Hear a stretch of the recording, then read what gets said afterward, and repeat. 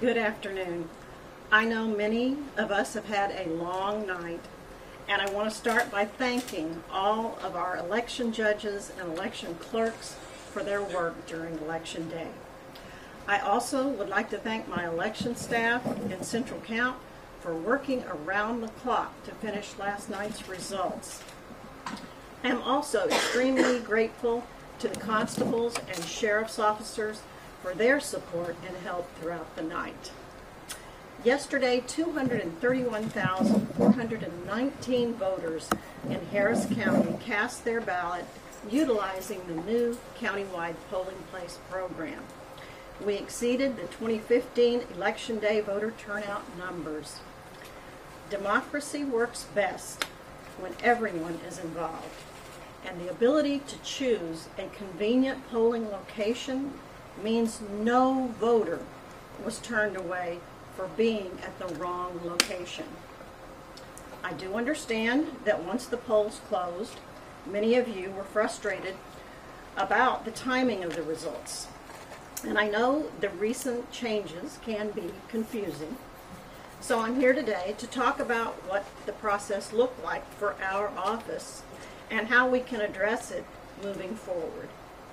At this time, all unofficial results are in and posted on our website. We had to wait longer for the last 3 MBB cards since a JBC unit, which houses the MBB cards, had to be replaced yesterday during voting. So these 3 cards are now in and tabulated. Last night's process was a painstakingly manual process that amounted to only one person processing MBB cards at a time, where we could have had one person at each of the 10 locations submitting electronically with our original plan. Our original plan had been previously approved by the Secretary of State and used in our last May election, as well as the last November election by my predecessor. Our original plan involved transmitting election night results electronically over a secure, encrypted, private network that would be known as the intranet as opposed to the internet. And our county attorney had advised us that our original plan was perfectly legal and per the election code. We found out about this last-minute advisory from the Secretary of State from someone who sent us an email about it at the end of early voting, 5 days before the election. But we have to this date still never received any communication about the advisory from the Secretary of State. We called to talk to them about it and asked for a waiver, since it was such a last-minute advisory, but they refused. The contingency plan that we were forced to use was only meant to be used during a natural disaster or a power outage. With over half of the polling locations still being open past 8 o'clock last night, add in the drive time for judges to the drop-off locations, time for processing and security measures for proper chain of custody transfer to law enforcement, processing, and drive time for constables back downtown to Central Count, we did not have the majority of MBB cards in our possession until 2:30 this morning. Going forward, we will be looking at different options to expedite election night returns in future elections, while making sure that we adhere to this new Secretary of State advisory. The runoff date for this election will be December 14th. And I have some other important dates I'd like to share with you too. The first day for candidates to file in the March 3rd, 2020 primary will be November 9th, and the last day to file for the primary for candidates will be December 9th. Elections in a county of this size will always require a great deal of planning, strong contingency plans, and public servants who are dedicated to doing things the right way. I am committed to continuing to work to make voting easier and more convenient and having a transparent office. And with that, I will take your questions. Dr. Troutman, what exactly in the October 23rd directive from the Secretary of State was said that led you to believe there was a change that you made in how you were doing things? Well, as far as the transmitting electronically, and as I said, this had already been approved in our plan that we used in the May election. No problems, no objections. So the state says instead of doing that, you had to do what? You had to use another method that would not use electronic transmission of the intranet or the internet. And did they tell you why? No. So you got an MBB. That's like an SD card? It's a mobile ballot card. They're just little cards like that, and they're fed into a tower where it actually feeds the results into our system. And how many cards total did you deal with? We probably had about 25 bins like that, and each bin held approximately 30 to 35 cards, and those came in throughout the night. But the concentrated amount that came in the most was probably sometime between 12 and 2:30. And at one point in the night, we were told you guys had 100% of the results in, and then that changed. No, we got that wrong. We received an email, as did the oversight committee, that it was all 100% in, and then no, we got it wrong. So what happened there? I don't know of any email that was sent out for 100%. No. Okay, and we were told in person that as well. So we were wondering about the miscommunication. Do you know who you talked to? The public information officer. Nope. She's right there. Tanisha Hudson. Dr. Troutman, at one point around midnight, you sent a tweet saying that media and poll watchers were invited to come and watch the process. Right. At 2:30, a KPRC2 crew was told to leave. Why did that happen? Now, I don't think anyone was told to leave. They were told. Our crew was asked to leave specifically. Again, I don't know who. So just for clarity purposes, what we told them is Would you that... care to come to the cameras, Tanisha, please? Is it okay? Sure, come on. Okay. For communication purposes, we went ahead and gave updates to every media personality that night. So whether you were print, on camera, and just let them know that we did expect night to go on longer. And so instead of having them just sitting there waiting for the morning half, we did not tell them they had to leave. We told them that Dr. Troutman would not be giving any more updates until the final results tally was in. Until the final results tally was in, no one, I repeat, that I have media in this room that was there, was told that they have to go home. We just told them that there would not be another update from the county clerk until the final results were released. It looked as though you were trying to restrict media access by making that request, though. We made our floor available all day to media. We have tracking and loggings of media all day. We also took questions. We gave real-time updates outside of the central count system where people were able to be on camera and get one-on-one interviews, including your station with Dr. Troutman. But no one, I repeat, no one was told that they have to leave. We just wanted to give real-time updates on what the expectations were for a final results tally. And every time we had to do an update, that took the staff off of the job feeding those cards in. So an update took about 20 to 25 minutes to process. So we just felt after giving those first two, instead of doing, cutting that time even more, let's just go through all of them and then give one final update when we're done. Can you tell us why the drive would have taken so long if polls closed at 7? We had gotten some reports of confusion at some of the satellite centers of the TV centers. Can you give us a sense of why the drive, polls closed at 7, why those cards would not have gotten through to 2 anymore? Sure. As I said, over half of the 757 locations were still open at 8:30. So, in other words, people were in line. I would think part of that is because people were in line, that were in line by 7 and there was a line, and maybe it took till 8 o'clock. But part of it, there is a shutdown time, probably of about, depends on the experience of the judge, how long it takes them, sometimes between maybe 15 to 30 minutes. Once they get that paperwork processed It should be. We tried to place those 10 locations within, hopefully, 6 to 7 miles of most of the judges in those areas. So that shouldn't have taken long at all. But once they get there, there's another processing. All the cards have to be checked there.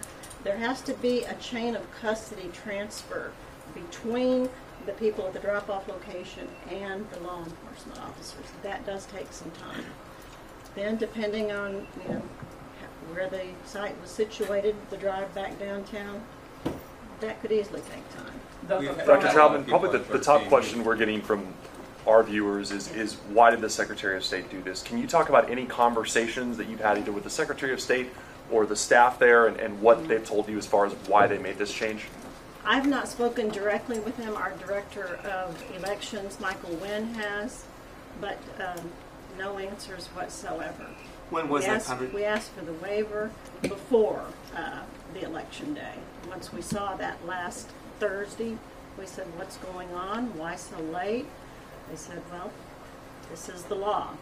Yes. Why wasn't it the law in the May election or the last November election? Why did it just now become a law? And why did you give us successful status approval in August for this plan as well? And they didn't have any kind of response for that? No. What did they tell you? They just said, this is the advisory, that's it. And you saw the advisory was dated October the 23rd. However, that was 2 days into early voting, but again, it did not come to us. It was not sent in an email. We looked at all of our email history. Nothing was received. And we do get lots of emails from the Secretary of State, but not that. It was only because someone showed us this and said, I think you should see this. And who was that? I'm not sure who that was. It was an email from someone from the outside. So. There's a lot of speculation online that this could be politically motivated. Do you think this was a political move by the Secretary of State? You know, it's very hard to determine that. I don't want to get into a back and forth with that. And there's a lot of, incorrect information out there right now about what happened last night, and that's why I'm here today, to let you know exactly what happened last night and what we went through because of this last-minute change. It was certainly not something we wanted to do, and we certainly never want to turn away the media. I think you all know I've tried to be as transparent and as available for anybody who has called for interviews. In fact, we give you more information before you ask for it. So all we want to know are answers for us as well. I mean, I know you want answers, but we want answers for our office. And we will proceed with our county attorney to find them. Dr. Troutman, if you knew in advance that you were going to use a different method, why you didn't tell the media that it was going to be delayed, like the results? We did. We sent out an advisory last Friday. Not an advisory, an official statement, yes. And were you expecting to take that time, that long of a time, almost 12 hours? We guessed 2 o'clock, but we didn't realize how long it was going to take those boxes to get back to us downtown. So how many hours total since you start putting all the data until the last data was processed? The first bin, and there, as I said, were about 25 bins. The first bin that came in was at 9 o'clock, and I think you got an update. That first update was around 9 o'clock or something like that. After that, we were sitting around waiting till almost midnight for the next returns. So I think it was at 10:30, and then it was at midnight. What's your message to voters out there who say, listen, this is unacceptable? We voted, polls close at 7. We expect to get some type of results within a couple hours. What's your message to people who say 16 hours isn't I totally agree with them. I totally agree with them. And if the Secretary of State would work with us to let us do our original plan, we would have had those results out much quicker. You can take a look at when we got our results out of the May election using this method that we wanted to use. It was 10 o'clock. So I agree. Results should be out faster. But when they continue to put out these advisories last minute, you never put out an advisory during election. You never make changes during election. That is just best practice for any election administrator or county clerk. A couple follow-up questions on the timeline, Diane. So from speaking with your staff on Friday, when you sent out that announcement, you knew then that a backup plan was going to be needed. On Monday, you had said that that backup plan was ready. Now, my understanding is, to count the roughly 2,000 memory cards from the precincts, there were only 3 devices downtown that could read those cards. There were 3 towers. Mm-hmm. So what had to be done, the first 2 towers, we had 2 staffers on. They were checking them to make sure they were not corrupted, is what I was told. And so they have to be checked to make sure that they're safe to go into the live feed. There's only 1 live feed. So really there was 1 person, which we rotated out all night till 6 o'clock this morning, to let them live feed it after those other 2 had checked it. So they put it in their towers to make sure that it was not corrupted, that it was safe, and then they put it into the live feed. My question is, was there a way to have more than 3 of those to speed up the process? Not for this contingency plan. And why not? I'm just trying to Yeah. just buy new ones or get more, or what's a way to make that quicker? With 5 days before the election, there's nothing you can do. Did you make any attempts to make calls to find out if you could acquire some more towers? We did, and it was not possible. What can you say to those voters that they don't want any excuses from either you or the state? They want answers. What can you assure them that this is not going to happen again? We are going to be looking at our options, as I said, to expedite faster election night returns. There's a couple of things to look at. You know, Harris County, of course, is different from any of the counties because we're so big. A lot of the other larger counties, like Dallas, Bexar, Travis, they have purchased new machines. And in those new machines, there's a technology that addresses this as well. So they're going to be on a little different level than we are. We're going to find the option that works best for Harris County, that will expedite results. But again, we're going to need the Secretary of State to work with us. Do you plan to ask Should Judge the Hidalgo to Secretary be get you money to apologized? get these new machines that they have in Dallas and Bexar? Could you repeat that? Do you plan to ask Judge Hidalgo for additional funds to get these updated machines that apparently we need? Yes, and we've already talked to them. Individually, we've met with each commissioner and the judge. Judge Hidalgo, I believe, is a strong proponent of new voting equipment. It is a long process. We've started the community outreach phase of it, where we've brought in community groups and formed our own community advisory committee. We will be going through the RFP process. December, we'll ask the commissioners to start the RFP process, where we have open bids from all interested manufacturers from voting machines. And we'll go through that process. It's going to be probably through spring, early summer. Once we make that selection with our selection committee, then we have to order them. And right now we have 8,189 voting machines. All the infrastructure as well. You can imagine it's going to take a while to manufacture that many and get them delivered to us. That puts us at probably early fall. That is not enough time to get them in the field, have them tested, educate the public on how to use them for the November 2020 election. So we are looking at an estimated first election date of May 2021 for the new machines. So the public should be prepared to go through what we went through last night in November 2020. Is that what you're saying? That's what it sounds like you're saying. No, There's not going to be a change.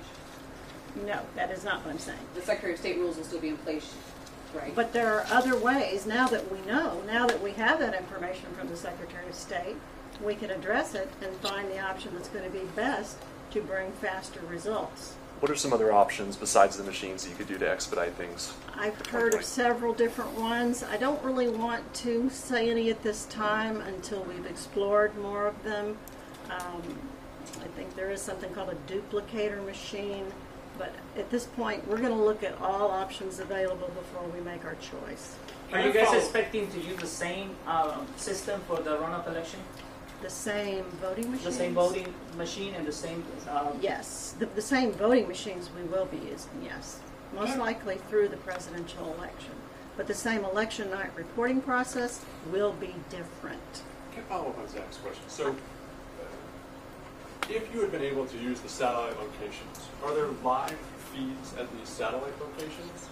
Yes, we did use the satellite locations, the 10 satellite locations, and the original plan was to transmit electronically Yeah. from each of those. But so you had 10 live feed machines out at these 10 satellite locations? No, we did not. We don't have that. We did not have that. So then why does it matter? If your plan from the jump was only to have one live feed machine, I don't see how the change caused a delay. Because we didn't need them. We couldn't submit electronically any longer from the 10 locations. So that was off the table. So those counting machines were literally just electronically based. Right. They could not be brought in to the main location to be used at all. Our plan was just to submit electronically. So those machines could not be brought over to be used last night? No, this was only for electronic, what we had set up for the original plan. Why? Because help a voter understand. Sure. I mean, if it's a computer, it's a computer, it's a computer. I mean, It's- that's, okay. I know, but that's what voters are hearing. It's an electronic submission, okay, over what's called the intranet, a safe, encrypted, private network, okay? So it never touches the internet, and it goes into our system. So instead of feeding those cards in manually, it's already there. So you can imagine the time difference that would have saved. And there were no other manual machines available to be brought in? No.